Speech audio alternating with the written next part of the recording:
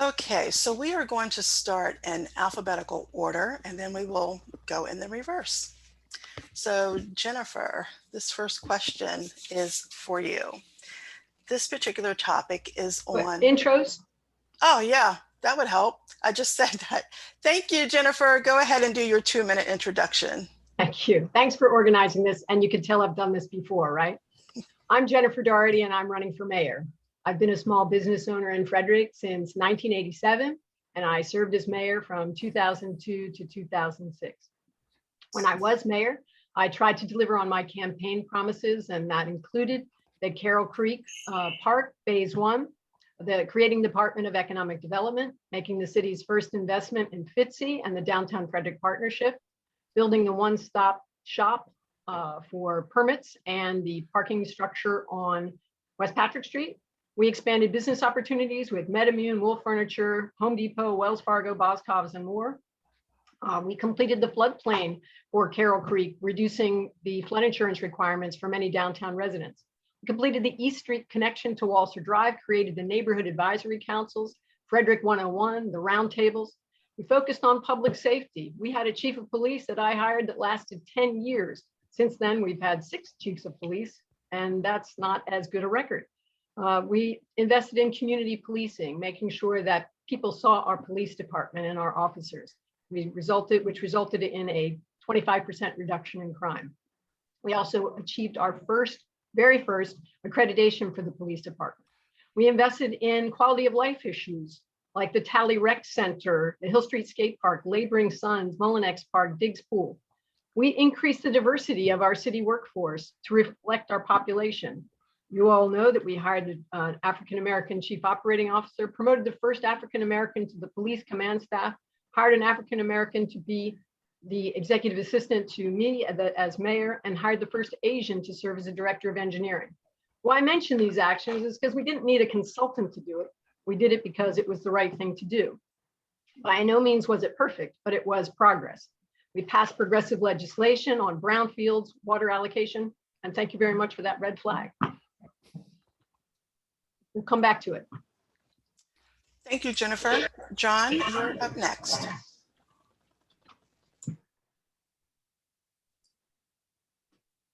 Hello, Frederick. How are you? And thank you for hosting us and having this event tonight. My name is John Funderburk. I own a local business, and my qualifications in business and leadership are exactly what Frederick needs to bring the city into the 21st century. Tonight, I want to share with you, the Frederick voters, my plan to make Frederick a better place to live for you and your families. My platform is to develop the infrastructure to bring a convention center, luxury hotel, national museum, interconnected bike path, and a local transit to Frederick. I'll explain that later. In addition to that, I would like to also expand our plans for the having a brain freeze. I'll let you expand plans for a water park and things for our children to do. Tonight, I also invite everyone tonight to reach out with any questions that you have. And I have a social media team behind me that is going to monitor my hashtag Twitter, Vote John for Mayor, on Facebook and on Twitter. Thank you. Thank you, John. Michael? Good evening, and thank you very much for hosting this opportunity. I'm very excited to be able to spend some time with you this evening and talk about the many things that we've accomplished over the last nearly 4 years in keeping with the campaign promises that we made back in 2017. I'm very proud of the campaign we ran then. It was a campaign based on respect and collaboration and unity. We scored a historic victory for the Democratic Party by unseating a 2-term relatively popular incumbent and sweeping the Board of Alderman races. That is the direction that the city wants to go. We're a progressive city, and we're going to continue to make progress in the areas that are important to our residents. 4 years ago, we talked a great deal about how we could expand opportunity, how we could increase engagement with our community, and how we could work harder to become a more sustainable community. Who knew in 2017 what we would deal with in the intervening years? Historic flooding in 2018 that required us to quickly deploy in order to make the necessary investments to address those issues through 5 different study areas working with the Army Corps of Engineers. plans that are now funded in the fiscal 22 budget to move forward and address that surface flooding. A global pandemic that challenged our business community, our residents, our families all over this city.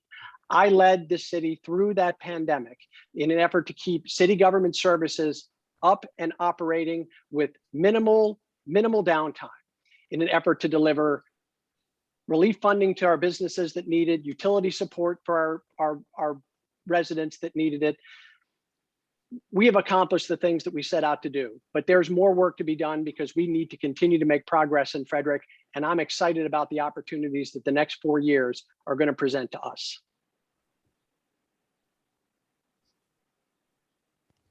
Thank you, Michael. Roger. Yes. Hi, my name is Roger Wilson. Thank you to the Women's Democratic Lead and United Dems and the Young Democrats for hosting this forum. And to the listening audience, thank you for joining us. I'm running for mayor because the city needs leadership and vision. I want to provide that leadership and get things done. In my first 100 days of my administration, I want to focus on 5 areas. 1, making public safety a top priority. 2, taking immediate action on blighted properties. 3, proposing legislation to amend the city's charter and establish wards in our city. 4, creating a comprehensive first approach or community first approach to development.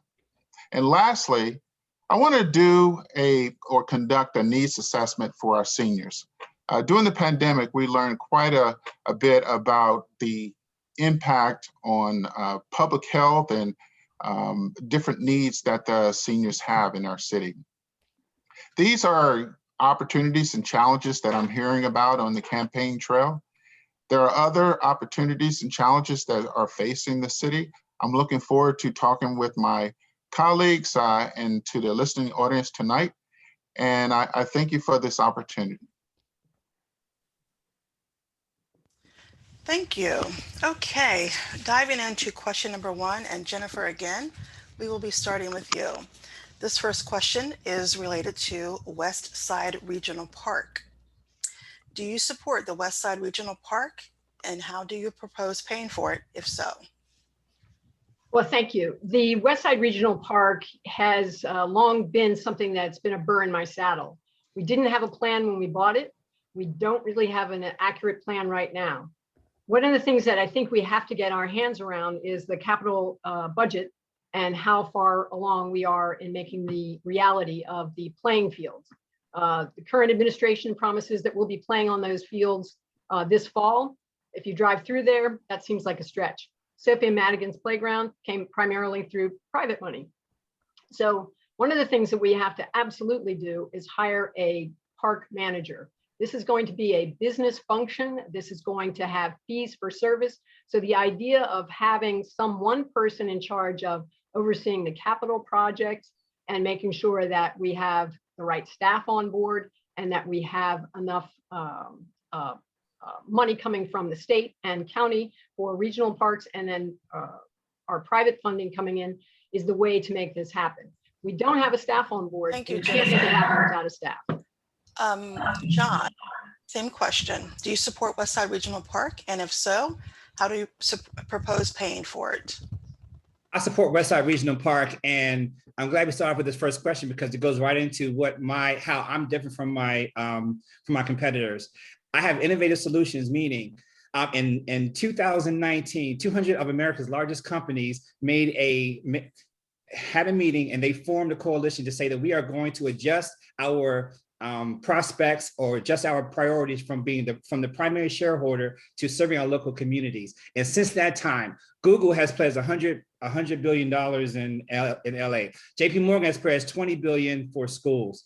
Salesforce has pledged over $20 million for schools. All these businesses are now focusing in the communities. So I propose an innovative solution is to not only do I support not only support this project, but I support having businesses come in and building aquatic centers and building other materials so that they can put their name on it, they can get name recognition, and they can invest in our communities. What no one is telling you is that the study says it would cost $98 million.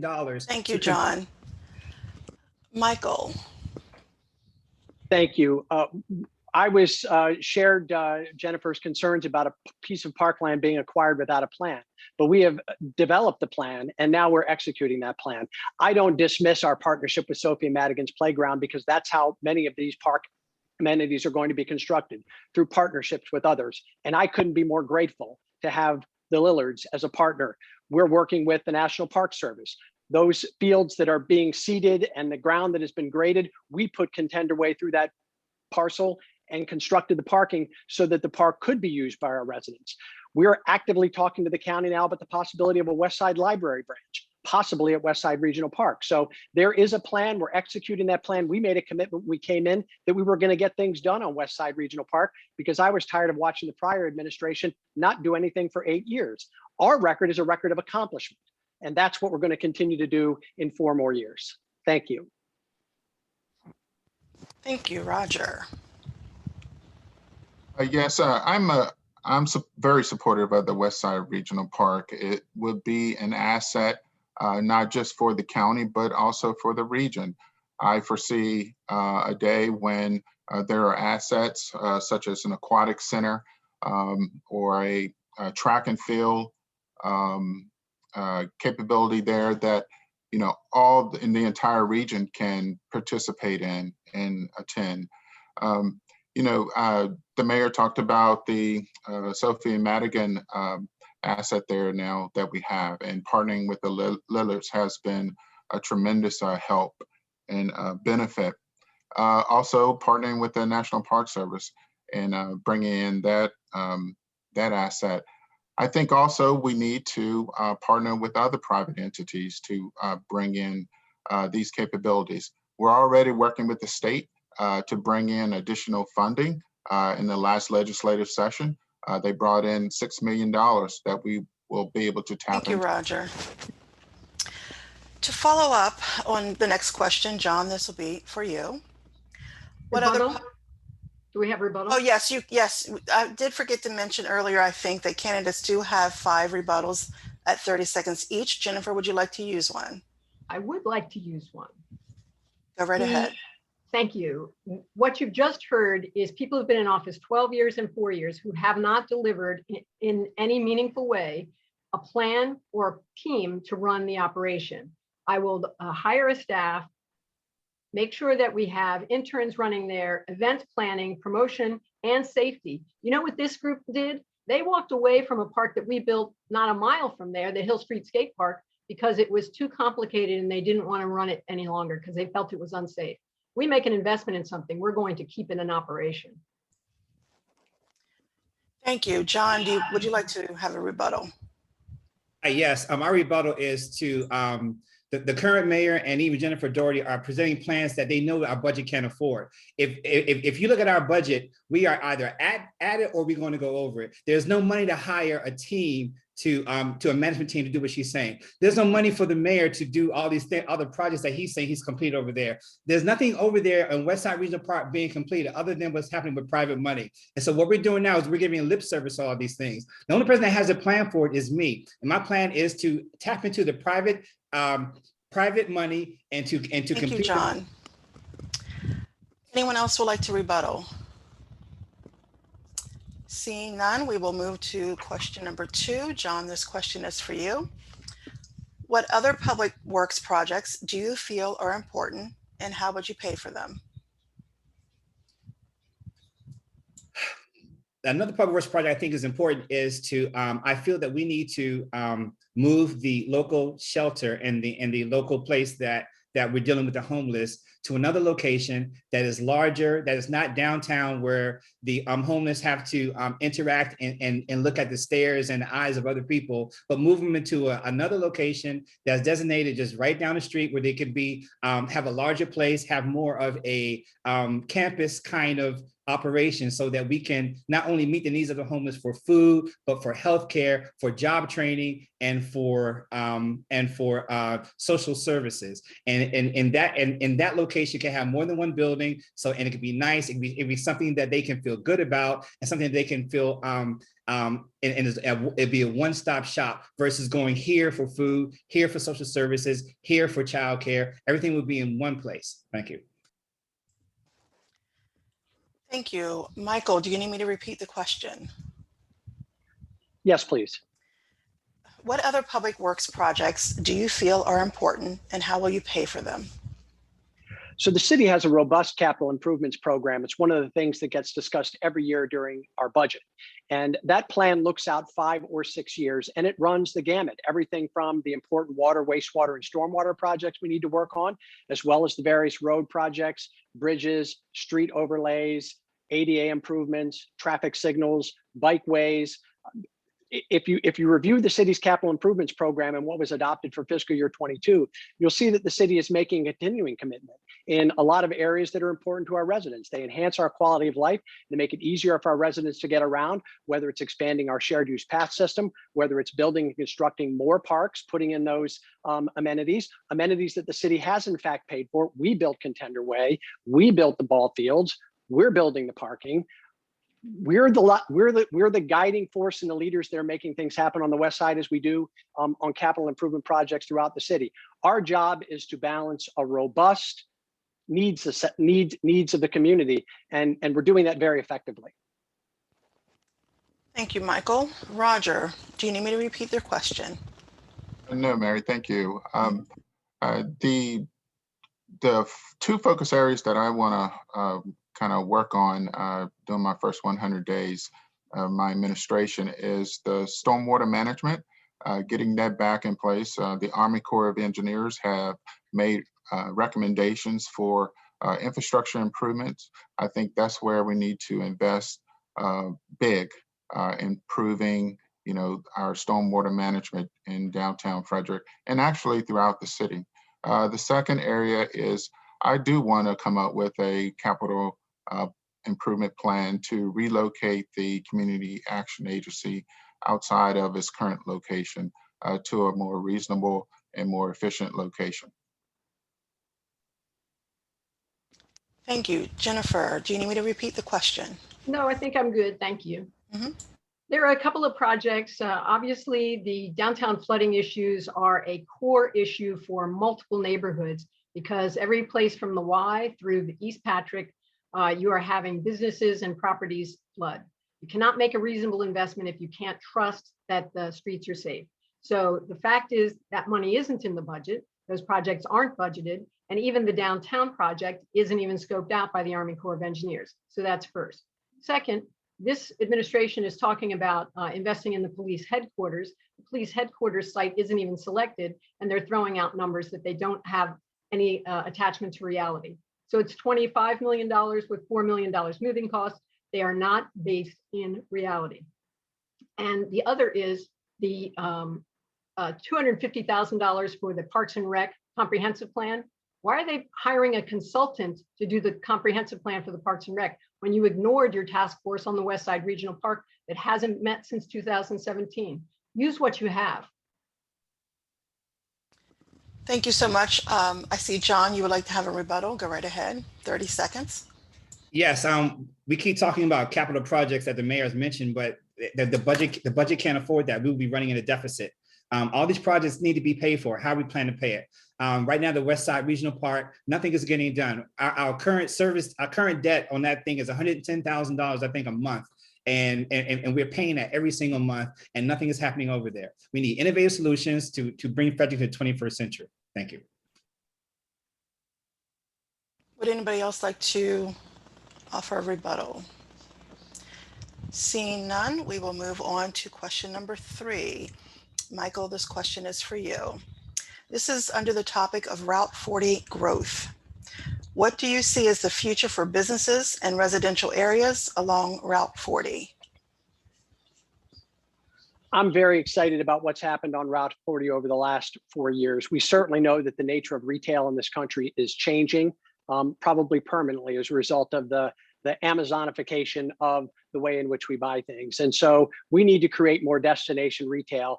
And the individuals that are making investments out on the west side have done a fantastic job of that. I couldn't be more proud to have brought Warehouse Cinemas to the former Fredericktown Mall property and 2 other tenants that have now occupied that area.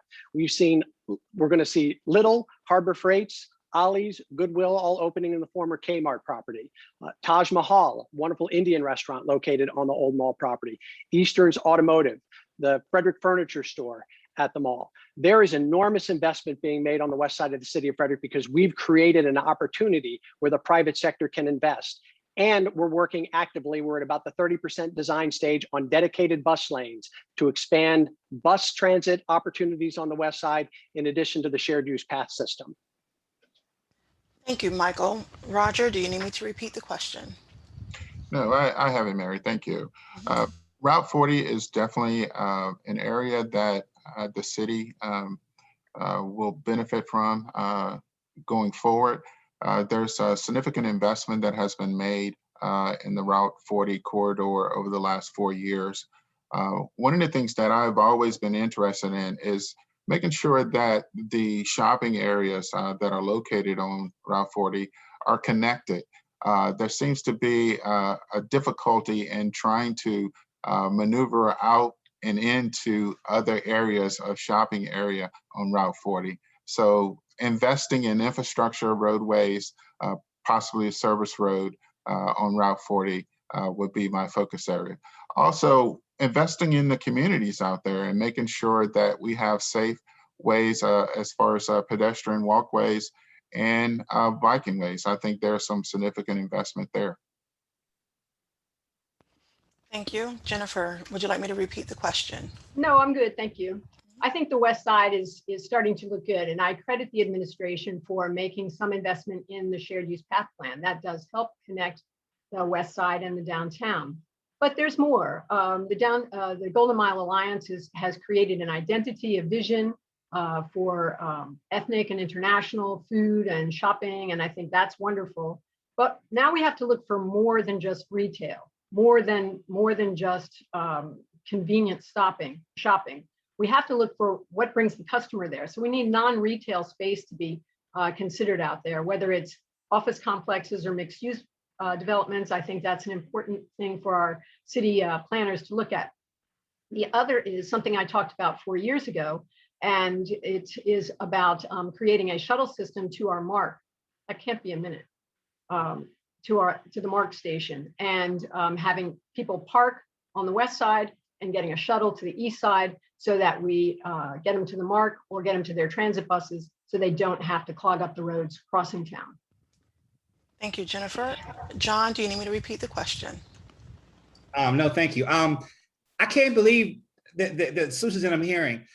If you understand business, you understand that to revitalize any area, you need a core business. You need a core merchandiser. You need someone like Whole Foods or Wegmans, not Eastern Automotive or whatever Michael kind of mentioned. Those businesses don't bring the cachet or don't bring the ability to really draw in a lot of people. You also need Route 40 to look better. We need to have trees and kind of some kind of community kind of plan to make it look, flowers and trees and walkways and other things to make it look more palatable. When you drive down Route 40, it looks the same as it did 20 years ago.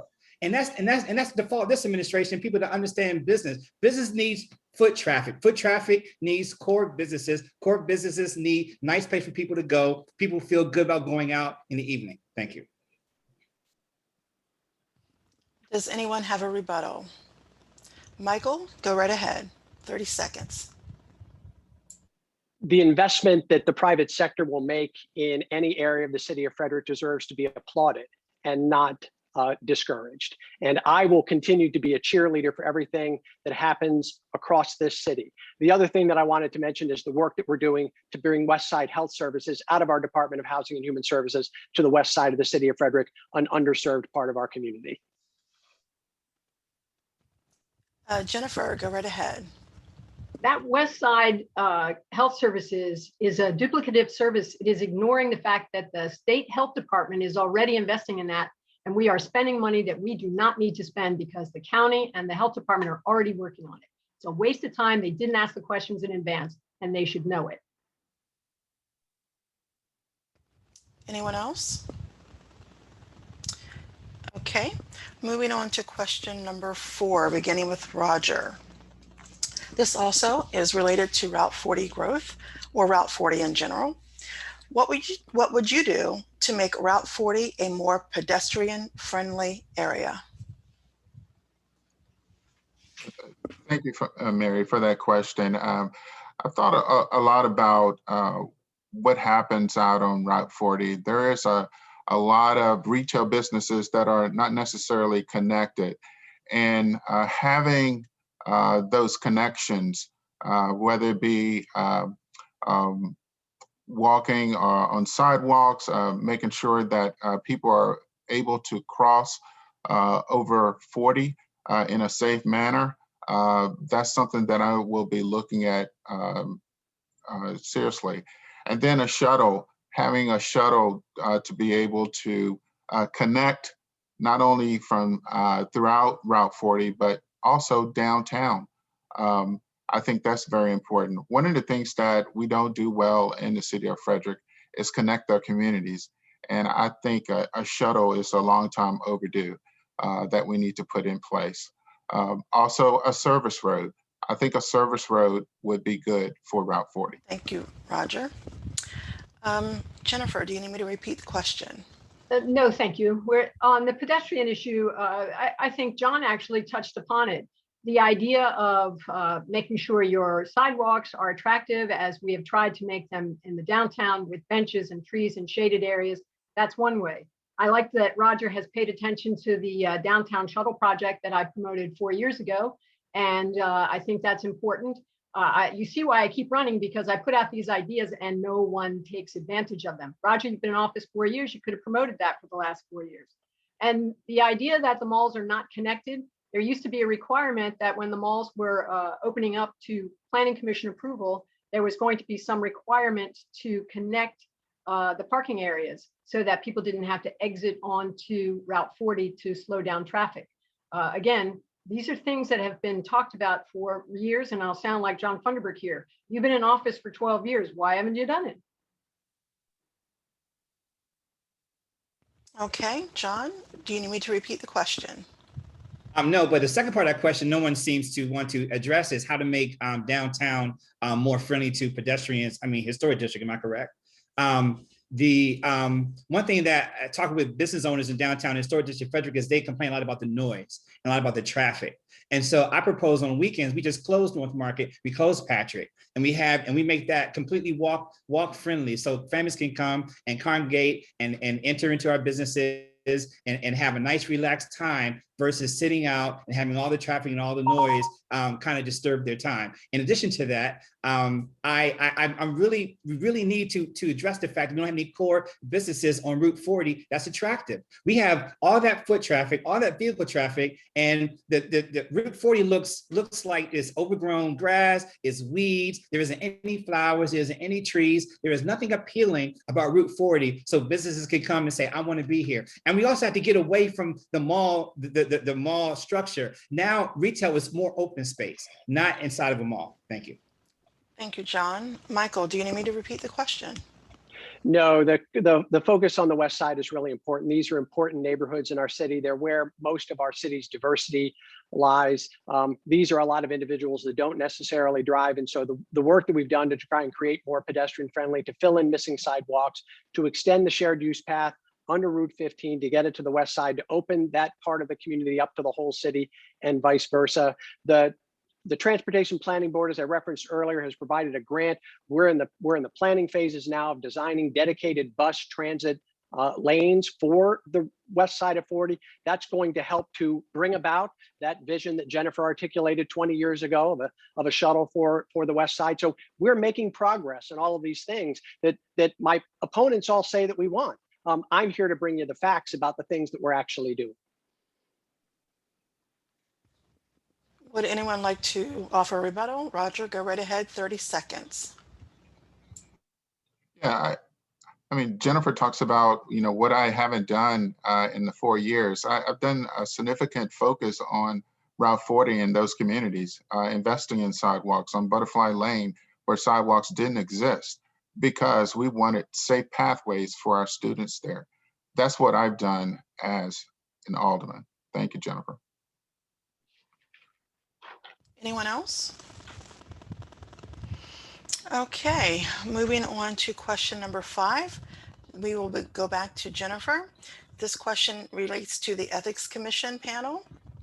Would you support the city updating its HR process regarding elected officials and complaints against them? And if yes, what should the process be?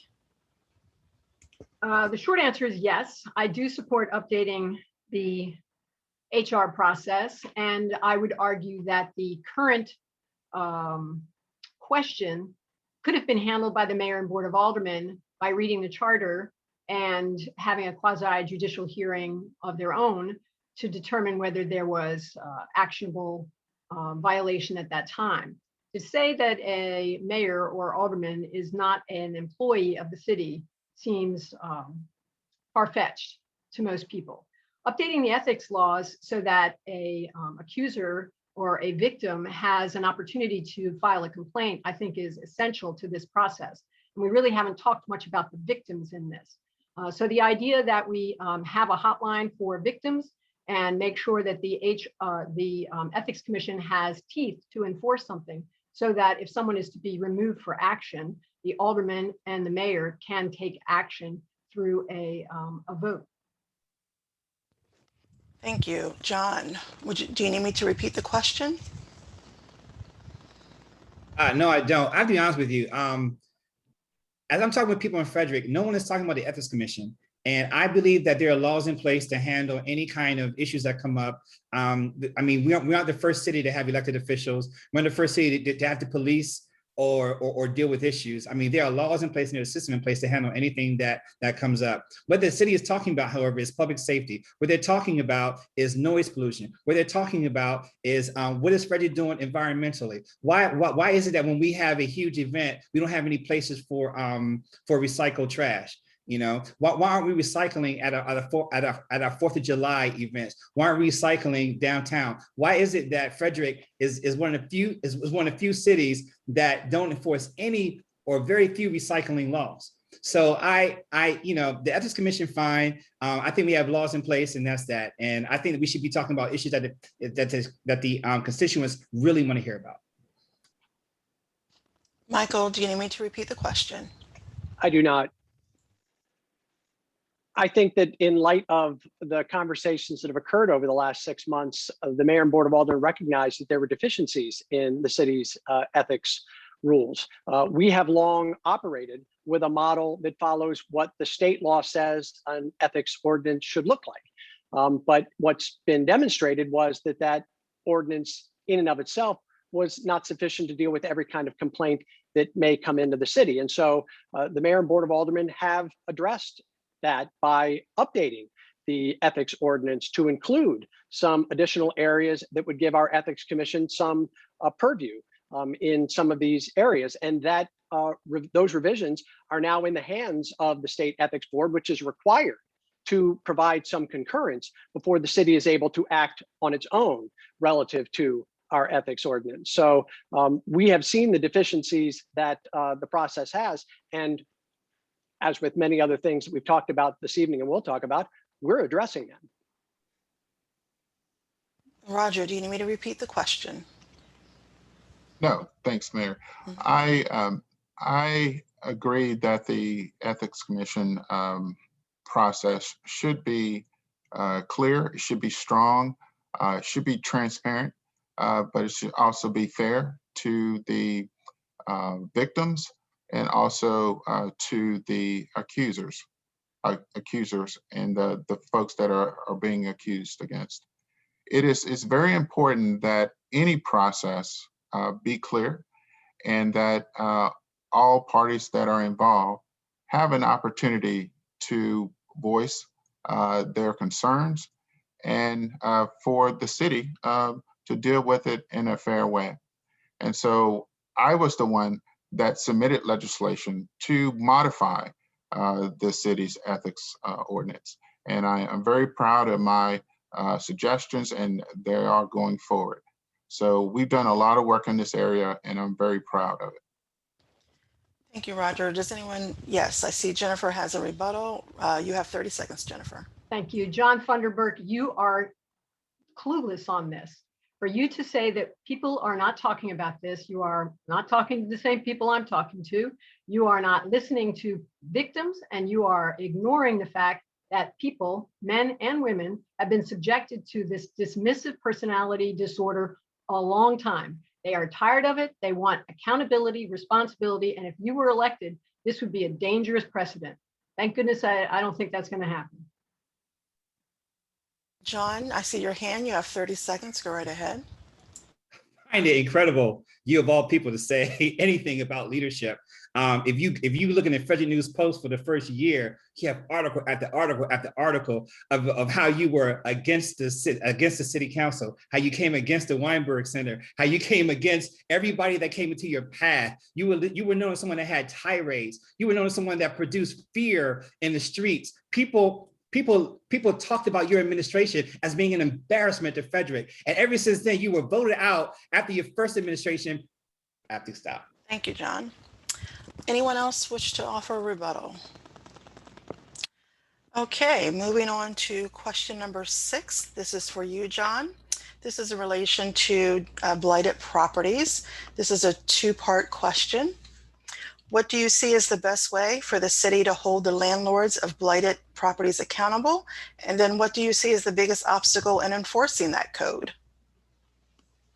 Do you need me to repeat the question?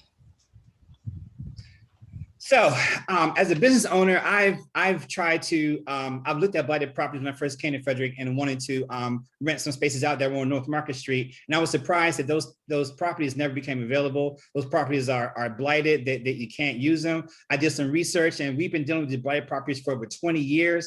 And what the paper has basically said was that you need leadership to handle these properties. You need leadership to provide laws, to enforce the ordinances, to have a system in place where it's not only an eyesore, but it's a safety issue. And so if you have leadership that was committed to providing the necessary steps, going through the red tape, going through the process, getting public support behind it, getting public opinion behind it, you're able to accomplish and remove those blighted properties, get them renovated, get tenants in there, and have some core businesses that will increase our ability to have commerce in Frederick. Thank you.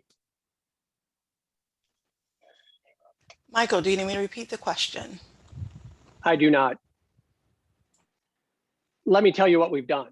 We have added habitual vacancies to the list of reasons why a property can be blighted, because being vacant alone isn't enough if the property owner maintains that property at a certain standard. And so we now believe and have an ordinance that makes habitual vacancy, and the clock is ticking on these habitually vacant properties. The other thing we've done is passed a vacant property registry ordinance, and we have complied with every provision of the ordinance that the aldermen adopted, including the maintenance standards, which are now available on the city's website, the registration form, which will be available on December 1st, when properties that have been vacant since December 1st of 2020 will be required to register, and beginning in 2 years, they're going to have to pay. And in 3 years, their taxes are going up. This was the ordinance that the Board of Alderman passed, and that is the ordinance that the city administration, my administration, is implementing. Roger, do you need me to repeat the question? No,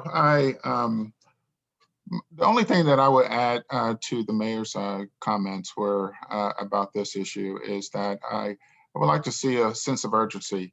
There are some examples of blighted property that have been on the books for at least 20 years.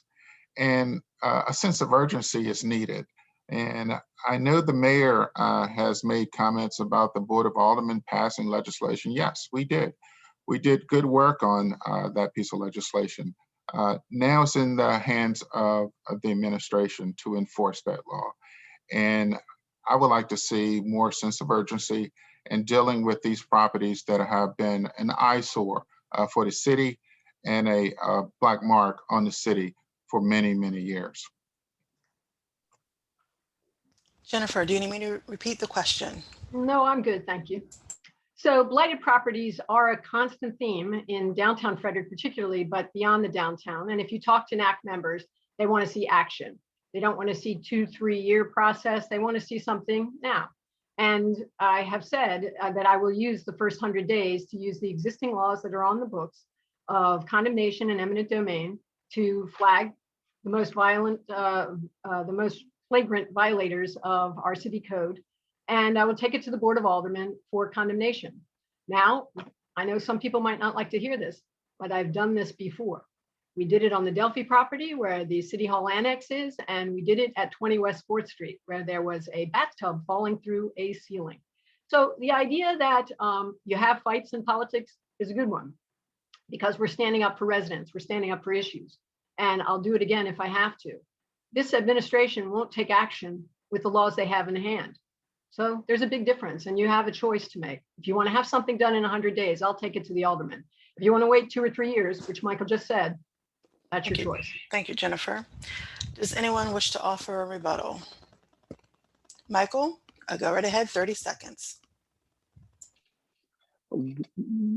The alderman wrote the legislation, they put the deadlines in it, and those are the deadlines that we're adhering to. The Delphi's property was taken so that the city could build a parking garage. And 20 West 4th Street ultimately did not transfer because of condemnation. It transferred because it failed a tax sale.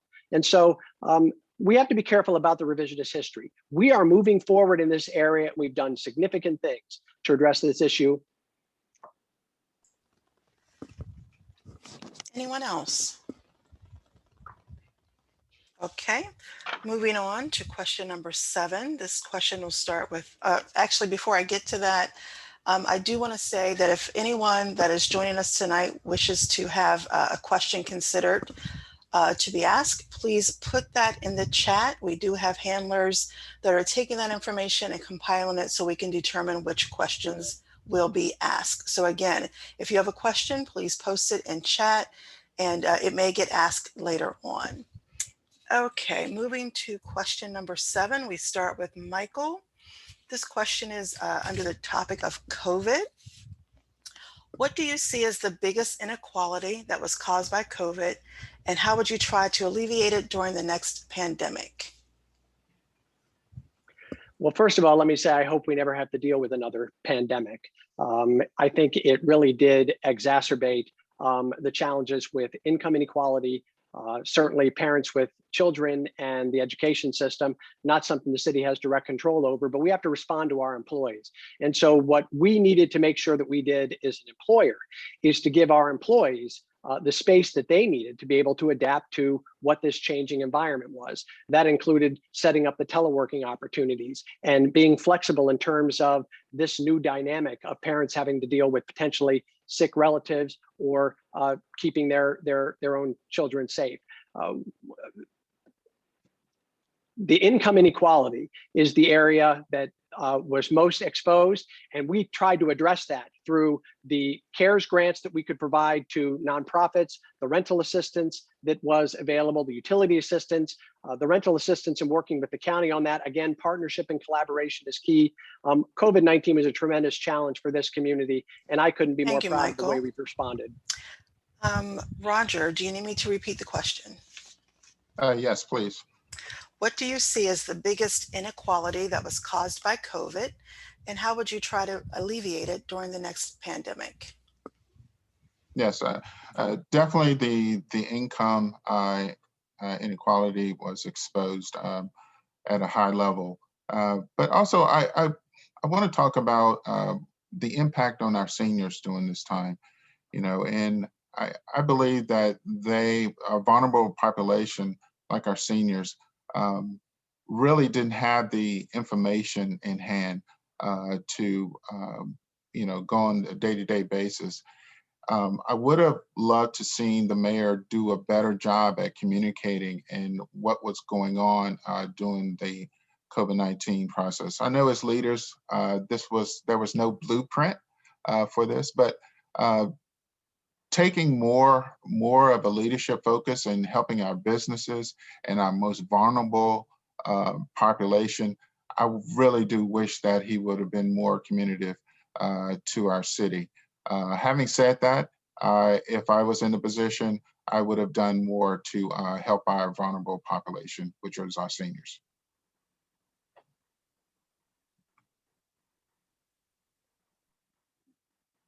Oh, sorry, I thought it was unmuted. Jennifer, do you need me to repeat the question? No, I think I'm good, Mari. Thank you. Mhm. I think the biggest inequality was communication. The information that came out of City Hall was very sparse. We were getting updates from the governor very regularly and from the county executive and the health officer. But quite honestly, City Hall updates were rather random. And I have said before, if it weren't for the Downtown Frederick Partnership emailing businesses every morning, there would have been a shortage of information for us. So the idea that seniors and less accessible people were left out of the loop is troubling. So broadband has to be an issue of outreach.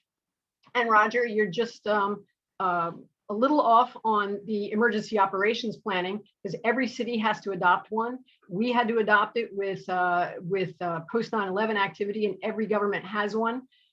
We're going to tell you what's wrong. We're going to tell you when we're going to update you next, and we're going to tell you our plan. That's the routine. You heard it from the governor. You heard it from the county executive. We should have been hearing it from City Hall because not every answer was the same as what was happening at Winchester Hall. And we should have done more to outreach to our residents and our businesses. Thank you, Jennifer. John, do you need me to repeat the question? No, thank you.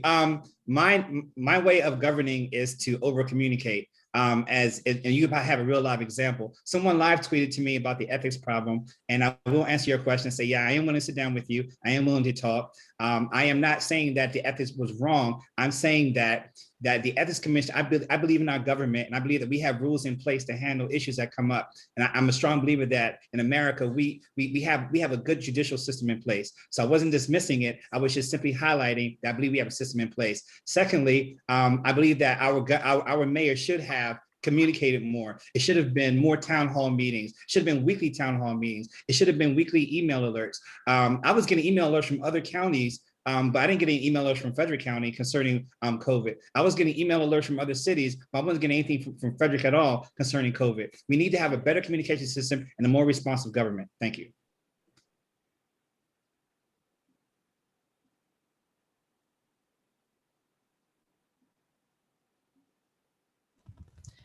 So sorry, my computer was on a delay. Do we have any rebuttals to that question? Michael, go right ahead. 30 seconds. I'm guessing that none of my opponents have signed up for the city's alert system because we held weekly press conferences from March through about July or August. We did those with sign language interpreters. We translated every press release into Spanish. We set up a special COVID page on our city's website. It's incredible how uninformed people who want to be mayor are. And we will continue to put out as much information as we possibly can. We will over communicate at every opportunity. Anyone else? Okay, seeing none, we will move on to question number 8, which also is under the COVID topic. One of the inequalities made apparent by COVID is the lack of access to Wi-Fi, which greatly affected students' and teachers' ability to adapt to the new required learning model. What ways can we give access to this much needed utility, and how would you plan to fund it? Roger, this question is for you. Do you need me to repeat it? Mary, thank you. I think this is an issue that we need to pay a lot more attention to. During the COVID pandemic, we did see that need as far as working, as far as going to school. I think the infrastructure was not in place to provide sufficient broadband capability to many in the city. And so I think there needs to be broadband should be treated as a utility going forward. It's just like water coming into your house. It's an essential component that every citizen should have access to. It should be a right to have access to broadband going forward. It's just no other way. So that's something that I will be pushing for in the city, and also partnering with our private entities as well. Thank you, Roger. Thank you. Jennifer, do you need me to repeat? No, I think I'm okay because I referenced broadband in my previous answer, and I am signed up for updates, Michael, and we weren't getting them. So whatever the issue is, it doesn't seem to be on our end because I was getting emails from other people. And the regional access, the broadband issue has to be broken down in the city by quadrant and targeting neighborhoods, targeting areas where private investment can be made. We're making progress on that because the companies see the benefit of it. To have scholarships for students and that sort of thing, that is something that we can push through the Education Commission, which exists. And I also think through the internship programs to help young people bring that program to households that lack access and lack connectivity. So I think it's a private sector solution that would be pushed by the government and break it down by region in the city. John, do you need me to repeat the question? Yes, please. One of the biggest inequalities made apparent by COVID is the lack of access to Wi-Fi, which greatly affected students' and teachers' ability to adapt to the new required learning model. What ways can we give access to this much needed utility, and how would you plan to fund it? This actually goes right into the core of why my solutions are innovative. Google is trying right now to create a Wi-Fi local broadband, national broadband network where everyone will have access not only Wi-Fi, but high-speed Wi-Fi. They are willing to go into communities just like ours and provide high-speed broadband for students and schools. And we need to access those companies. We need to proactively go after that and say, invest in our community, invest and have your technology come to Frederick. If that isn't being done right now. There isn't any budget allocation to it. There isn't any plan for it. Everything that each solution has a 19th century, each problem has a 19th century solution where everything comes from the taxpayers. Well, you have businesses that want to invest, that want to bring this to our students. Thank you. Michael, do you need me to repeat? I do not. I think we've known for quite some time that addressing the digital divide is a critical piece of education infrastructure. Information is that is what's going to drive the opportunity for our young people to succeed in the future, is access to high quality education. With the infrastructure dollars that are being provided now at the federal level, working in partnership with state and local governments, there are opportunities for us at the local level to work with our partners at the county, the state, and the federal government to look at how we can be a part of an infrastructure solution that expands broadband opportunities, because the digital divide is real, and it's going to take us working across government levels. The city can't solve this problem alone. We know we have willing partners at the county, the state, and the federal government to help as well. Any rebuttals? Roger, 30 seconds. Yes, I just want to make sure that something is clear that while on the campaign trail, I am hearing from residents that the cost of broadband and cable service is extremely high and there's no competition. Well, in fact, there is going to be competition. We are bringing in another entity by Chantel is coming in to provide internet and broadband service here in the city of Frederick. This is something that we did in the last 4 years. So thanks. Any other rebuttals? Seeing none, we will move on to question number 9. This question is for Jennifer. This is under the topic of public safety. We talked about the pedestrian experience on Route 40. Now we're going to talk about downtown. What legislation would you propose to improve the pedestrian experience downtown? Well, I don't think you need to adopt new legislation. Enforcing the existing laws on the books would be sufficient.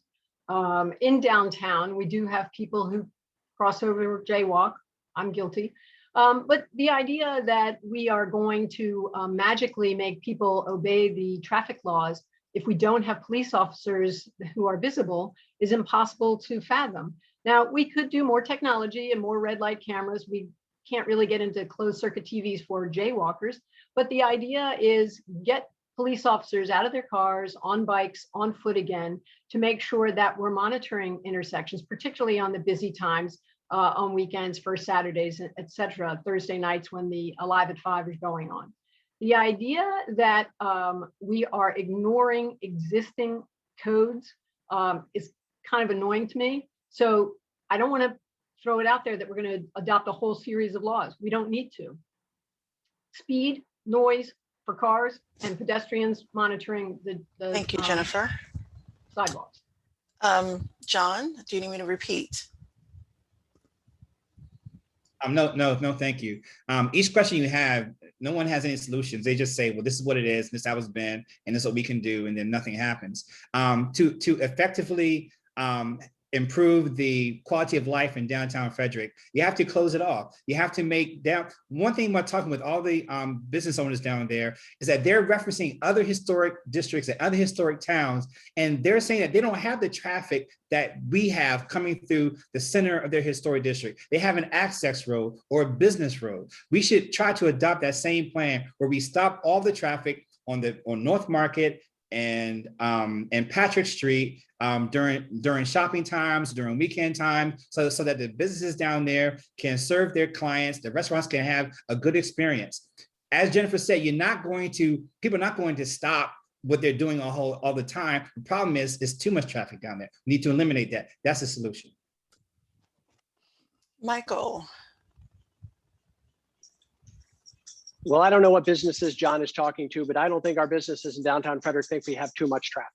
The traffic is what drives our retail corridor. And if you talk to the business owners on Market Street, on Patrick Street, the idea of closing the roads, even for short durations, is a polarizing topic. We did what we needed to do during the pandemic to create an opportunity for our restaurants like Jennifer's, to succeed and have opportunity. As we are emerging from the pandemic, it's important for us to look long-term about what are the things that we can change about our downtown that will allow us to take advantage of those lessons learned. And where do we need to make sure that we're not killing the goose that laid the golden egg? One of the things that makes our downtown so special is that it is accessible, that it's walkable, that you can park near almost everything that you would want to see, and it's in a short duration. And so the streetscape study that we have underway is to allow us to imagine what downtown could look like in the next 5 to 10 years. Roger. But it's going to take time. It takes Thank planning. you, Michael. You can't just do it overnight. Thank you, Michael. Roger, do you need me to repeat? No, this is one area that I've actually been very disappointed in improving our pedestrian walkable, sidewalks downtown. I've witnessed individuals fall flat on their face and injure themselves downtown. And we have the school, the Maryland School of the Deaf in Frederick. And so for the hearing impaired, it is very challenging crossing the roadways throughout the city of Frederick. It is very dangerous. And I would like for us to do better there. Also, if someone is walking, in a wheelchair, it's difficult to get around. And also, if someone is pushing a stroller downtown Frederick, it is difficult to get around on the sidewalks. We need to do better. There's nothing wrong with having the best sidewalks that we can have. Thank you, Roger. Yep. Does anyone have any rebuttal? Jennifer, go right ahead. 30 While we're seconds. talking about sidewalks, combine the stormwater management that must happen in downtown on Market Street and widening of sidewalks to give up a lane of traffic. I don't support John's idea of closing off the streets. And I think Michael's right on that. Merchants would like to see more people, not miss out on that. But the idea of through traffic, take out the parking meters, put in a disc system, widen the sidewalks, put in a bike path and travel lane, and you end up with through traffic, wider sidewalks, and restaurants get their chance if they want, retail gets their chance if they want. Sorry about that. I was double muted. Anyone else? John, go right ahead, 30 seconds. This is something I came up with. I've been talking directly with business owners. I have it on video. Go to my YouTube, johnfunderburk.com, where business owners is actually saying this is what he wants done. I mean, this is a conversation that everyone is having. The traffic is atrocious. The traffic is noisy. The traffic is distracting. No one is saying decreased foot traffic. I'm saying increased vehicle traffic. So we have to increase foot traffic by making it a better experience, make a better experience by closing off the streets and having a safer and a better time when you're downtown. Thank you. Okay, not seeing anyone else. We will move on to question number 10. This question is for John. This is for under the topic of affordable housing. What would you do to control the cost of housing downtown to attract a younger demographic? Well, you have to have innovative solutions. And once again, we're not the first city to have an historic district. We're not the first city to have a populated district. They have solutions in other countries, especially like Hong Kong, where you have smaller units and you have different kind of innovative housing that people can access, that can fit their budget, that is safe, that is clean, that is livable. So you can't just continue having the same solutions for the same problems and it's not working out. So my solution is once again, tap private industry to be able to increase our smaller homes, have different kind of style homes that's built for the 21st century. Everyone doesn't need a 5-bedroom, 4-bedroom home. Some people just like to have one space or a studio space. So thank you. Michael, do you need me to repeat the question? I do not, thank you. Affordable housing is a challenge in this community and in many communities. We're going to be cutting the ribbon on the Ox Fiber and Brush Company workforce housing project at the former Goodwill location. 520 North Market Street was a workforce housing project. Sharp Square, an opportunity for affordable housing for seniors. New projects coming on West All Saints Street and South Street.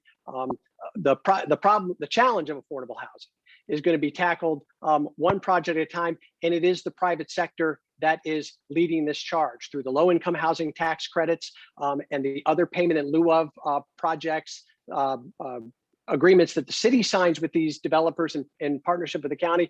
We're creating these opportunities one project at a time, units at a time.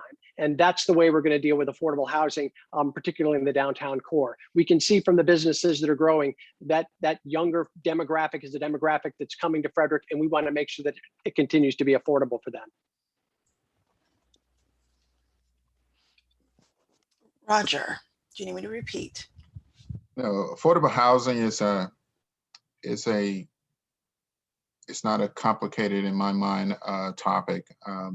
And I think we can do better in the city. You know, right now we have about 8,000 homes or so that are approved to be built in these city limits. And there's a small percentage of that housing stock that is dedicated to affordable housing. Why is that? It's because the city hasn't done a good job of making it a priority. The county has pretty much led the effort in identifying projects to place in the city of Frederick. We need to do better around affordable housing with our seniors, those retirees that are downsizing, and also those individuals that are just starting out. We can do better. And as mayor, I will make that a focus. Jennifer. Well, when I was mayor, we did the housing project, brought in $15 million of federal money for Hope 6, and that gave us a mixed use of projects. After I left, there were some changes made to that development scheme, and some of the lots were given over to other projects. That's unfortunate because right now, I think on one of those lots, the houses are being sold for $450,000. If your definition of affordable is $450,000, God bless you, congratulations, you've won the prize. What the city has to do, though, is incentive taxation, fee waivers, and fast tracking business projects. The idea that infill projects in the historic district or downtown are going to miraculously attract young people. We don't have the available lots to create the fill that the young people want. Renovating older buildings, that's a good way to go. If you get rid of some of these blighted buildings, we'll be able to proceed with that. Thank you. Does anybody have a rebuttal? Seeing none, we will move to question number 11. Michael, this question is for you. Under the topic of economic development, this is a two-part question. What are your plans to attract more businesses in the city of Frederick? And what would you do to better support the ones already here? So I will give credit where credit is due, and it was during the Dougherty administration that we stood up a standalone, an economic development office in the city of Frederick. And that office does a fantastic job of working, again, partnerships and collaboration with the county and with the state. One of the reasons why Frederick is a desirable place for businesses to locate is because we have a great 1, 2, 3 press when businesses are coming. We are home to 80 life and bioscience companies, 3,700 businesses altogether. The overwhelming majority of those are small businesses. People are putting their life and their passion and their equity into what's important to them. Those are the kinds of businesses that I want to continue to try and attract. One of the most wonderful things during the pandemic was to be able to watch people take that risk in a pandemic to open up a new business, to fill in an empty space in downtown Frederick, to locate in an old retail space on the west side of the city of Frederick. Our business community is at the core of a lot of the success we have as Frederick, and our economic development department is going to continue to do what they've done to attract those businesses and work with our partners to make sure that we're a desirable place for businesses to locate. Goodness, I was double muted again. So sorry. Roger, do you need me to repeat the question? Yes, please. Yes. What are your plans to attract more businesses in the city of Frederick? And what are your plans to better support the ones already here? Well, I think our small businesses in Frederick are the core essence of our economy here. We have a resilient business base as we've seen during the COVID-19 pandemic, and that we're still in the midst of. We're trying innovative things to make sure that these businesses stay in place. We've made grants that have been available and have been effective for these small businesses. But I want to focus on the minority business and growing that area as well. Growing it organically and connecting with our community college and making sure that individuals that are interested in trades such as HVAC, plumbing, electricians, that they have an entrepreneur's piece of that, and that we have the opportunity to build these businesses and grow them organically. Thank you. Jennifer? The biggest economic drivers, I think, are making sure that businesses know we're here and they know we know how to run things. We did create the Department of Economic Development that brought Wells Fargo from the county to the city. It expanded MedImmune, AstraZeneca while we were here, and expansion of other businesses. You have to be proactive and you have to communicate to these businesses. One of the things that I think we're missing on the communication side is listening to these businesses. What is Wells Fargo talking about? What is their complaint? Part of their complaint was closing Monocacy Boulevard because that affected their ability to get people in and out. What are people looking at downtown? Are they seeing what's happening on Carroll Creek when they're taking the dog and pony show through the downtown district? Are we diverting their eyes when we walk by and see the gathering of humanity there? The idea that we are ignoring flooding in downtown, that we are taking our time and not putting a police kiosk on Carroll Creek as a welcome center to make sure that we are being proactive when dealing with the trouble areas makes economic development a real issue. And it is easier to keep a business than to recruit a business. So don't forget who's here.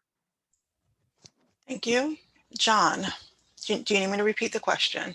No, I have to say the lack of business acumen is stunning.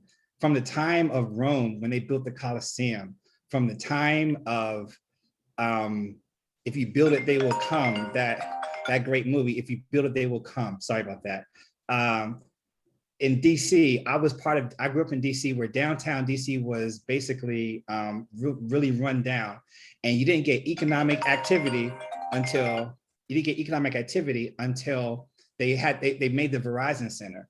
And then you had a national museum down there. And then you had and that attracted other businesses. You need core businesses to attract other business. You need core issues like a luxury hotel, a national museum. All these things are attractive. If you don't have these things, which every city has, how can you attract other business? Thank you. Do we have any rebuttals? Roger, 30 seconds, go right ahead. Yes, one of the things that we learned during the COVID-19 pandemic, and that we're still learning, is just communication is very important on where we're going. So I would establish in my administration a business advisory council that would advise me on the different things that are the challenges that are coming up. Also, I would streamline the permit process. I think that's very important too. Making it easier for businesses to get started, and also making sure that they understand, where they are in the process. I think it's very important. Thank you. Anyone else? Michael, 30 seconds, go right ahead.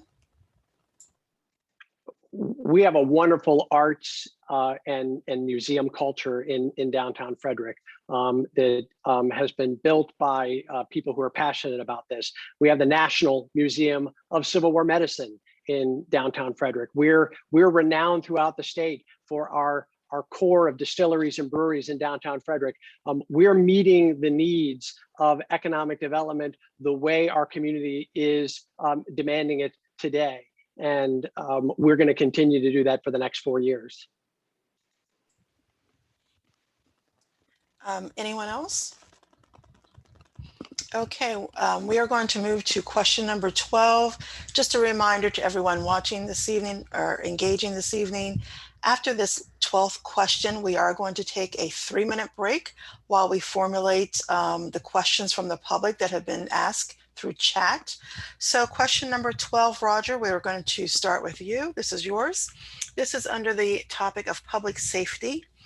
What do you see as the highest public safety priority in the city, and what would you do to support it? Who is this to? This is for Roger. Okay, very good. Thank you, Mary. I think the highest priority for me on public safety, and I have made this a top priority for me because it is a concern on most citizens' minds in the city of Frederick. Just a transparent and lack of transparency and information on criminal activity in the communities is very important to know. We're looking at making sure that we're communicating in various ways using technology. We think that's a very important thing, but just the lack of transparency and information on what's happening as far as criminal activity in the city is very important. Also, visibility of our police force is very important. So that's something that I want to work on in my first one. Thank you, Roger. Jennifer, do you need me to repeat? I think I have it. The highest priority is true community policing. Police department that is trusted by the community, that is visible to the community and transparent, that knows its job. They are the first ambassadors of our city. They are the ones people see every day, all day. I do think a strategic mistake was made by this administration by allowing the FOP to have a contract that said their hours were restricted because I think you let the management decide how they schedule their officers in accordance with the law. The idea that our police department is out of their cars sometimes on the beat, learning their customers, learning who their clients are, learning the public safety elements that people face. That's what would have helped this summer when you see the uptick in crime in the downtown area. That's what helps on the Golden Mile when you see shots fired reports. People want to know their officer. They want to trust their officer. If something goes wrong, they don't want to run from the officer. Thank you, Jennifer. John, do you need me to repeat? No, wish I had more time to go into this. Because in our budget, we have $16 million going to debt service for that West Side Regional Park that we haven't been able to develop yet. That takes away money from other areas. And right now, as a city, we are only spending $290 per citizen for every officer in the county, whereas the national average is $349. So I believe that because of our high debt service and because of our lack of understanding and how to manage our budget, we're not paying the officers, or we don't have the resources they need to complete the project. For example, over the past year, burglary is up 200%, and aggravated assault is up 90%, and rape is up 33%. But yet we are underfunding, and we are not properly funding our police force. So one, they need the resources to be able to do the job that we've tasked them to do. Thank you. Michael, do you need me to repeat? No, thank you. Crime in the city of Frederick remains at a near 20-year low. The percentages are interesting. More interesting are the actual numbers that would underlie those. We have made a fantastic hire in a new police chief, a chief that probably harkens back to a chief that Jennifer knows and loves quite well, Kim Dine. Highly committed to the concepts of community policing. We have developed mobile crisis response. We have developed law enforcement assisted diversion program with our partners, a multicultural liaison unit. We understand that the solution to crime is visibility and presence of police officers. And I commend, as we went through the search process, the community selection committee that helped to get us to great finalists, and now to have Chief Lando taking the lead on these things that we talked about, that I talked to him about specifically as we went through the interview process. Thank you, Michael. Does anyone have a rebuttal? Just so you know, Michael, you have one left. Everyone else has two. Anybody have a rebuttal? And Mary, this is Mark. Just to clarify, they will get 2 rebuttals in Yes, the I was audience going to say question. that. Yeah, Thank sorry you. about that. That's Sorry. okay. John, go right ahead. You have 30 seconds. Yeah, my rebuttal is the numbers are the numbers. I mean, crime is up 200% in burglary, 33% in rape, and you have aggravated assault up 90%.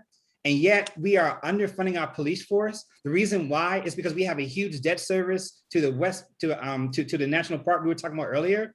I mean, we need innovative solutions. Right now, our budget is to the hilt, and we can't afford to do anything extra. So all these solutions that my competitors are offering today, I think Jennifer said it earlier, taxation is going to be the answer. Thank you, John. Anyone else? Jennifer, go right ahead. 30 seconds. John, you're wrong on the budget. We have more money spent on the police department than ever before, obviously. This has been a 5% increase. And if we go with the tax equity program that I'm promoting, we'll have more money in our home pockets than the government will. The other idea is the police kiosk on Carroll Creek. I've talked about this for years.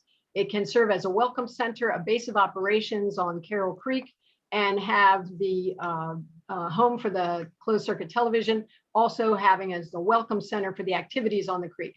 It's a core welcome center that we need to show that the downtown is safe and that we're welcoming people. Thank you, Jennifer. John, you're rebutting your rebuttal.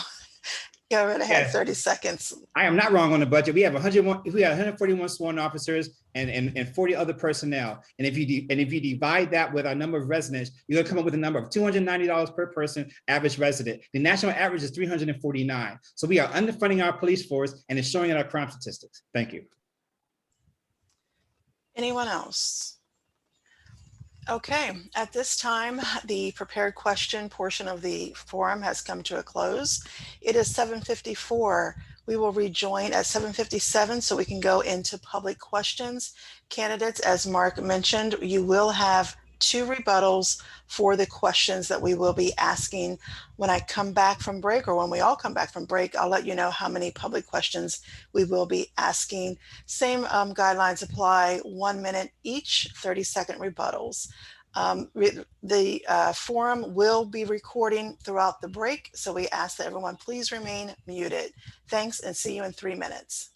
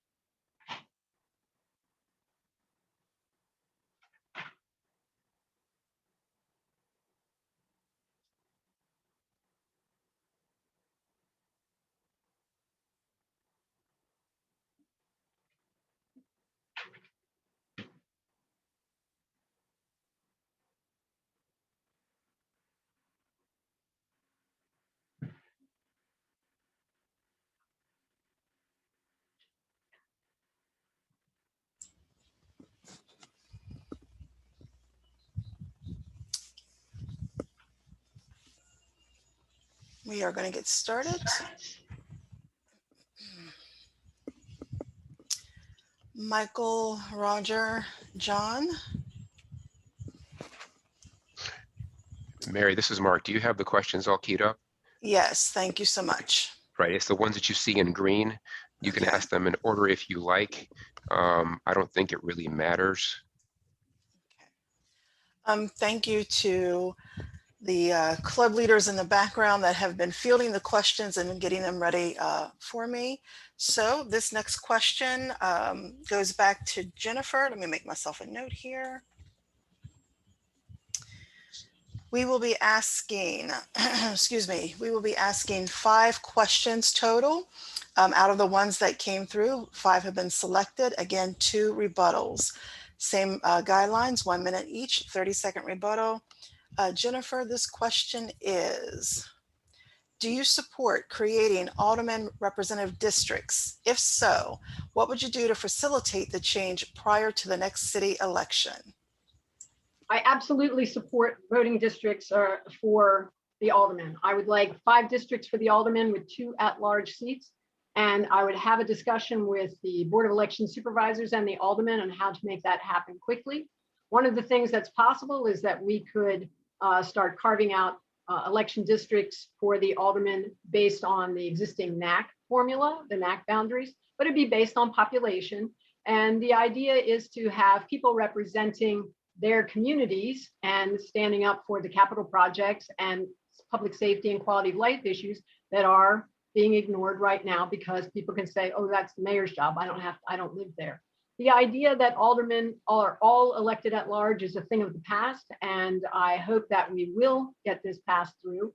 Bringing it forward now means that we can have a conversation with those who run in the county elections next year.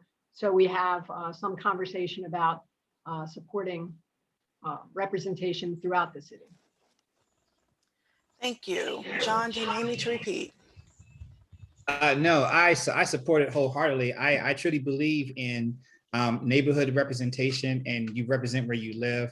I think that the whole concept of your alderman coming from your neighborhood or representing representing a district so that they're able to talk with the residents of that district, to know the residents of that district, to know the unique needs of that district is amazing. Because right now we have them all at large, and they're all, they handle city issues very well, but it's hard to know where everything is. But if you have designated areas where you're in charge of, then you take ownership of that. And I think it will benefit everyone involved. Thank you.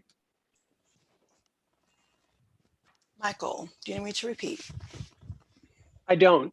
Thank you.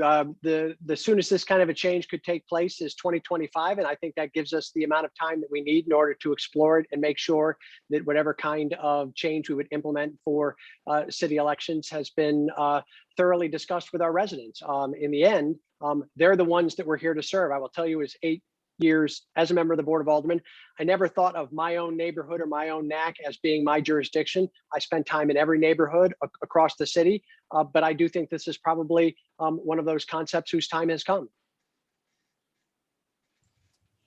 Roger, do you need me to repeat? No, that I announced earlier during my introduction that this is a focus area that I wanted to be aggressive on my first 100 days.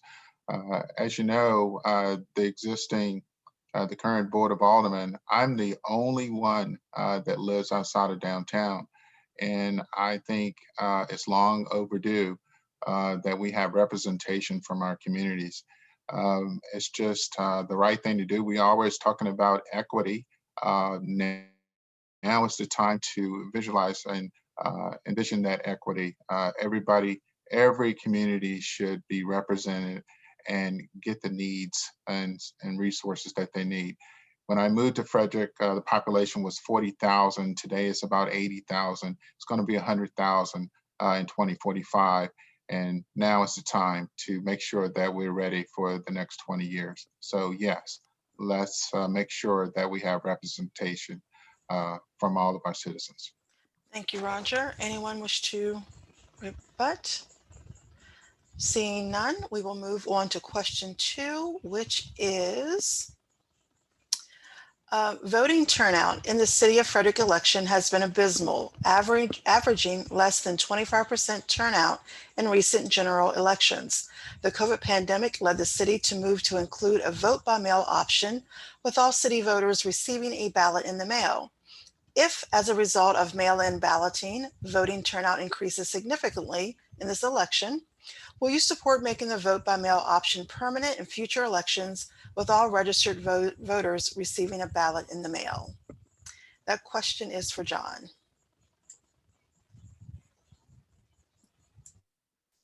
Voting rights and voting accessibility is a huge passion of mine, and I fully support voting by mail. I support increasing our hours so we have early voting. I support even drive-through voting. Anything that we can increase our participation and increase our as a community to be able to come together and choose our leaders is amazing. And honestly, I wish we would have like voting over a weekend versus just one day. So yes, to answer your question, I fully support that, and we'll like that to be a permanent fixture in our electoral politics. Michael? Thank you. When I was on the Board of Alderman, this was an idea that I brought to public conversation. The election board at the time and a majority of the Board of Aldermen didn't want to make the shift. They were concerned about the cost. The pandemic has changed our thoughts on this. And when I approached our Board of Elections in December and said, I think this is something that we should consider, I was so pleased that they embraced it. And now we're going to have mail-in balloting for this election. And I think it's here to stay. We're going to have mail-in balloting with drop boxes. We're going to have early voting 4 days in person and voting on election day. Voting accessibility, increasing the opportunity for our residents to participate in the process. That's what democracy is all about. And I'm proud that I'm the mayor that's championed it in the City of Frederick and brought it into reality. Roger. Yeah, yes, with our current climate around the nation, with the attack on voting rights and accessibility and being able to vote, this is important to the city. We can be a leader here. Yes, let's continue the mail-in ballot, but let's also explore other options that would increase voter participation. What about having our election on an off year? Not on an off year, but during the county and state election. I think it's important, or the presidential election. That idea would increase the participation. Also, the idea of open primaries.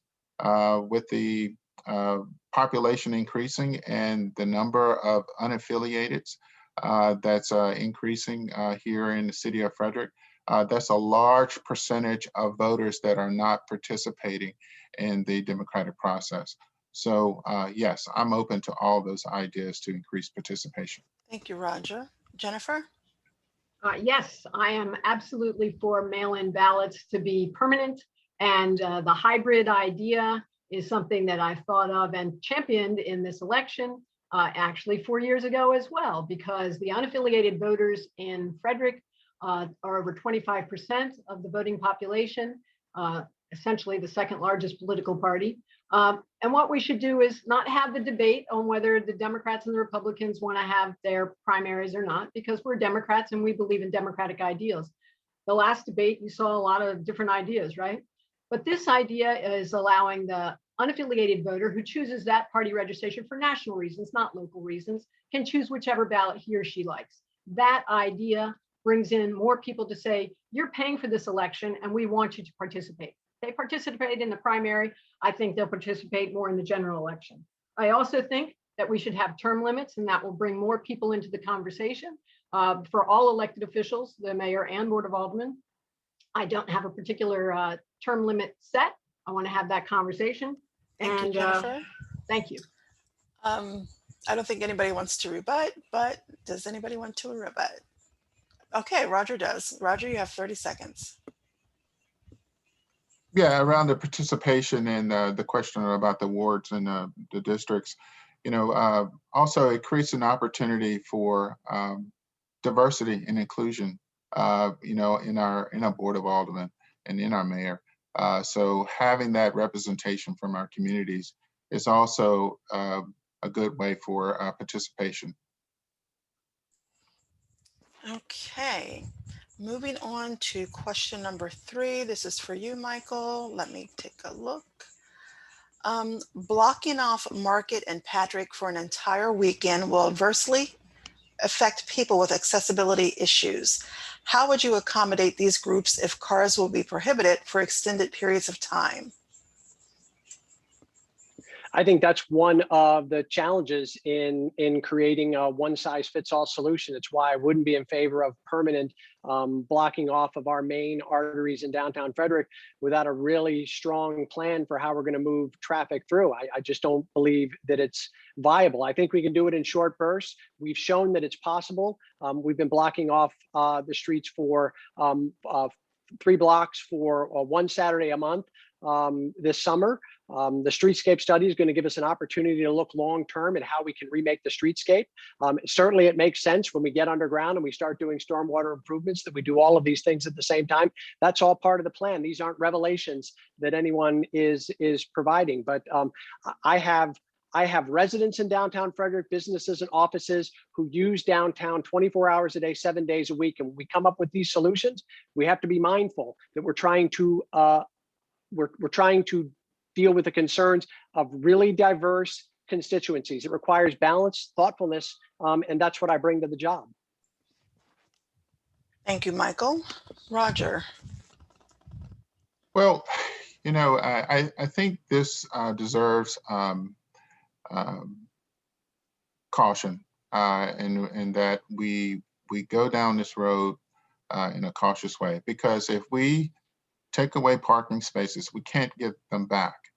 And what I'm hearing from retailers is that this is very important, that if we take away parking spaces downtown, then that impacts their business and their customers and their clients coming in. Also, some of our seniors, I've had comments from our seniors that it's difficult parking in the parking deck. Just recently, I heard a story where an individual said that dropping off his wife and then going and finding a parking space around town is challenging. We don't have enough handicap parking spaces downtown.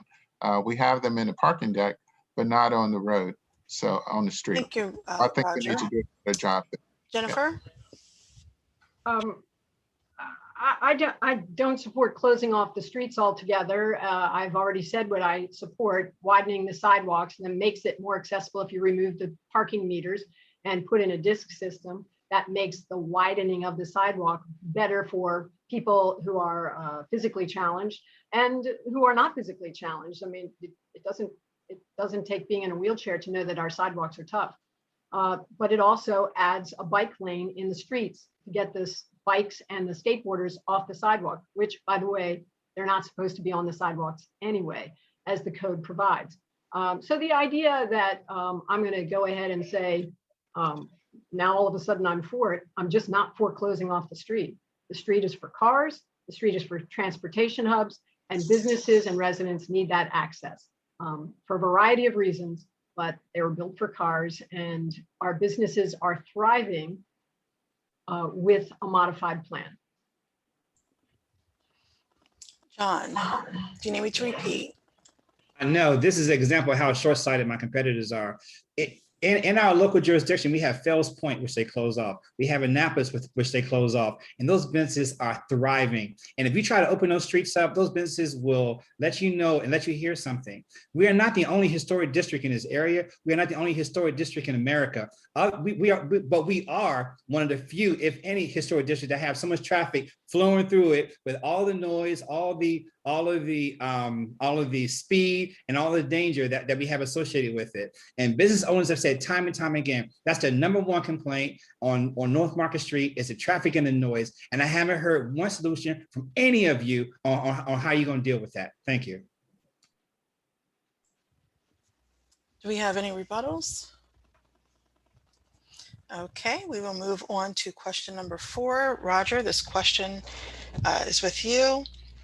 What is your position on the city's plan to build a 4-lane highway through the Superfund site at Fort Detrick Area B? I'm not supportive of that. In fact, I would like for, I've requested that city planning staff come up with another way. We need another solution. It's unconscionable that we would envision a roadway through the Superfund site. You know, in addition to, we don't know what's under there. We don't even own the land either. You know, that's the Army still owns that. And so just to go forward with that plan is being short-sighted and puts the city in a liable position. So no, I'm not for that. We need an alternative solution there. Jennifer? I'm opposed to constructing the Christopher's Crossing completion at that alignment. I think it was lazy and short-sighted. I think they didn't read the report. I think the planning department hasn't done its job. And I think the elected officials should have stood up before today. I think it's important to note that, yes, we started this when I was mayor, and the Superfund designation came after I left office, but the cleanup area was marked and it said, you need to protect the caps so that nothing possibly injures them, causing more leakage. And the idea that home construction has gone forward without the necessary vapor barriers is a cautionary tale. I think that we should have been paying attention to that for a longer period of time than 2 months to an election. John, do you This is an issue that I've been talking with my constituents or soon-to-be constituents, as it were. And I have to say, after learning more about it, I am totally against it. Understanding that if you were to build a road there, you're unearthing a lot of things that we don't know what's there. The environment here in Frederick has a reputation. Even before I moved here, I heard about living around Fort Detrick and don't drink the water and so forth. So to unearth all these different things in Fort Detrick and to build a roadway doesn't seem to be plausible, or doesn't seem to be a smart move. I think there are other solutions that we can do versus disturbing the ground and all that things that they're doing in Fort Detrick. Just let that lie. Thank you. Michael? So as Jennifer said, this extension of Christopher's Crossing on the west side of the city of Frederick has been in the city's plans in one way or another for more than 20 years. The need to create connections on that side of town is important to realize the vision of what Christopher's Crossing originally presented to the city. But I can tell you that it would be premature to say that there is a plan to build across the Superfund site. If there is no safe way to build a road in that area, then no road will ever be built. It's as simple as that. But the city's not actively planning a project to build a road in that location. We'll continue to work through whatever processes are necessary, and the environmental analysis is going to tell the tale. I do want to apologize, everybody, because we are running out of time. We have to be mindful of our interpreter's time. So we will not be asking any more questions at this point. We're going to go directly into closings. However, I do want to find out from any of our candidates if they have a rebuttal to anything based on the public questions, that is. Seeing nothing, we will go right on to Roger. Roger, you have 2 minutes to go into your closing. Okay, thank you to my colleagues for a wonderful discussion this evening. And thank you to the Women's Democratic League and also the Young Dems and United Dems. Thank you for hosting us. We've just gone through a public health crisis, and leaders really we didn't have a blueprint for what occurred. We learned a great deal of information. And we also learned that our city, our community, our businesses are resilient. We learned also how a public health crisis can highlight that the system is working for some and punishing others. You know, this election is not about going back to the past. It is certainly not focused on the present. This is about the future of the city of Frederick. We're becoming more diverse. Our diverse population is up to about 40% now. Our population is growing. We're about 80,000 today, and we're going to be 100,000 by 2045. I want to be that leader that takes our city into the next generation. When we came here in 1997, we found the city of Frederick to be a welcoming community. And we want the same for the next generation that moves here to Frederick. I ask you to go out to my website, rogerforfrederick.com, and find out more of what I want to do and what my vision is for the city of Frederick. Again, I thank you. I thank you to the listening audience, and looking forward to continue on the campaign trail. Thanks. Thank you. Jennifer. Well, this election is about Frederick. Let's just face it. It's not about Hong Kong. It's not about Santa Fe. It's not about any place else. It's about who can deliver for Frederick, who's been committed to it. I will bring it every single day. I have delivered results for the city before and in my business every day. The idea that you would show up and not have a plan of action on day one is a joke. I've done it before. I can do it again. The idea that we don't harken back to good old days, but want to look forward to embracing reform. I'm the candidate who brought you the idea of voting districts for aldermen. I'm the candidate who brought you the idea of term limits. And I'm the one who said hybrid election is the way to go. Advancing innovative ideas, bringing young people into the prospects. As Democrats, I'm surprised we didn't talk more about the young people today. I have a program called the Next Generation Initiative, which will allow young people to have paid internships in city government, every department. You may not know that we had to face a 10 Commandments lawsuit when I was mayor. It was a city hall intern who helped us with the solution to that. We won the ACLU lawsuit, and there was a good solution.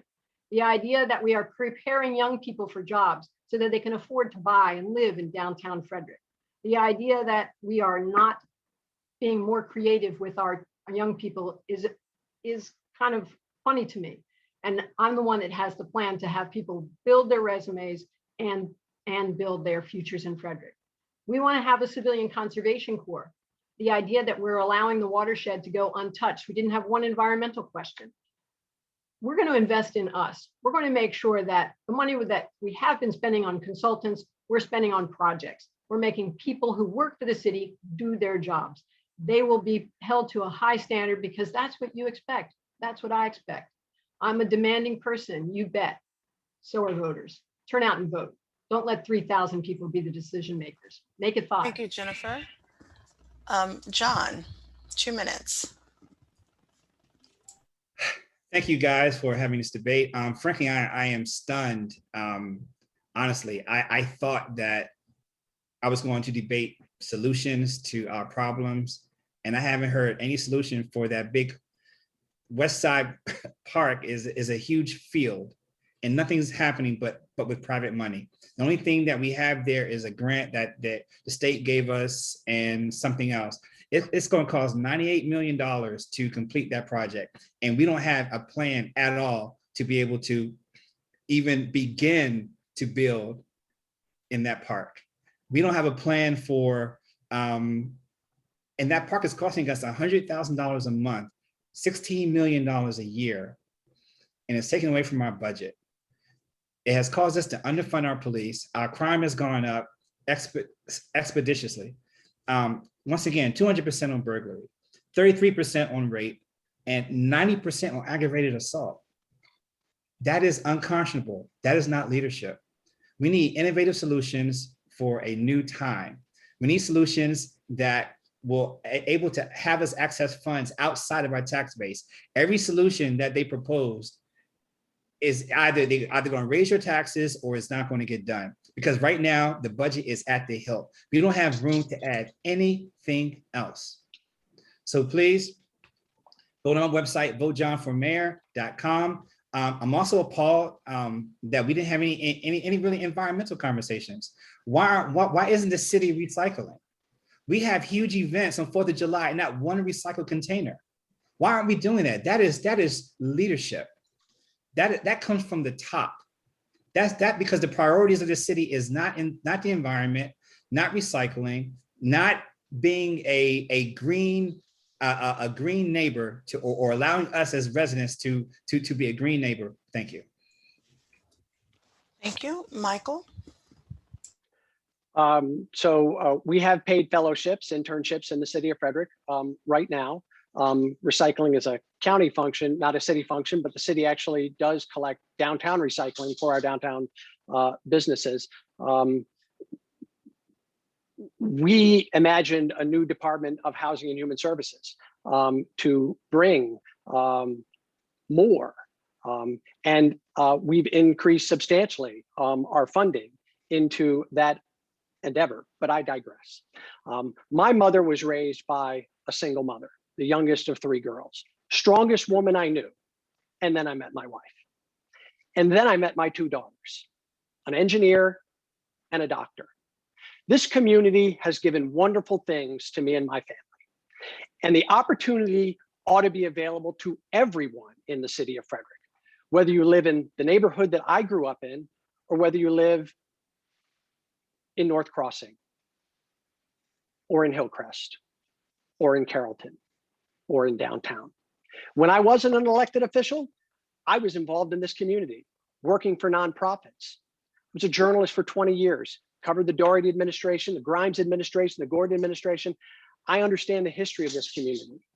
I've been invested in this community for decades. This is a wonderful community, but it has great opportunity to be even better. 4 years ago, we talked about opportunity. We talked about engagement. We talked about sustainability.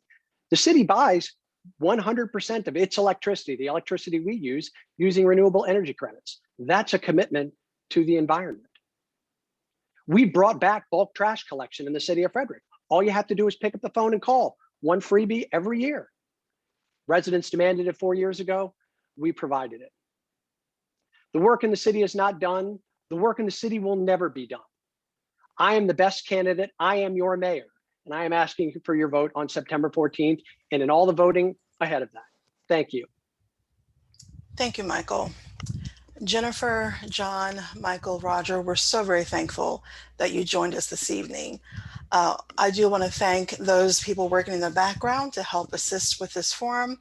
Laura Westdorp is our timekeeper. Possibly Andrew is with her as well. Mark, Renee, Sam, Antonio, and most certainly to our 2 interpreters, Richard Brumberg and Nikki, who I didn't catch her last name. On behalf of myself, Mary Lee, I'm president of the Women's Democratic League and vice chair of the Democratic Central Committee. On behalf of those 2 organizations and United Democrats of Frederick County, Young Democrats of Frederick County, we so very thank you for joining us tonight. Candidates, we will provide a link to this later on tonight or by tomorrow at the latest. Everyone have a wonderful evening and thank you for joining our Democratic Mayoral Candidates Forum. Bye. Thank you, Mary, for an awesome job. Thank you.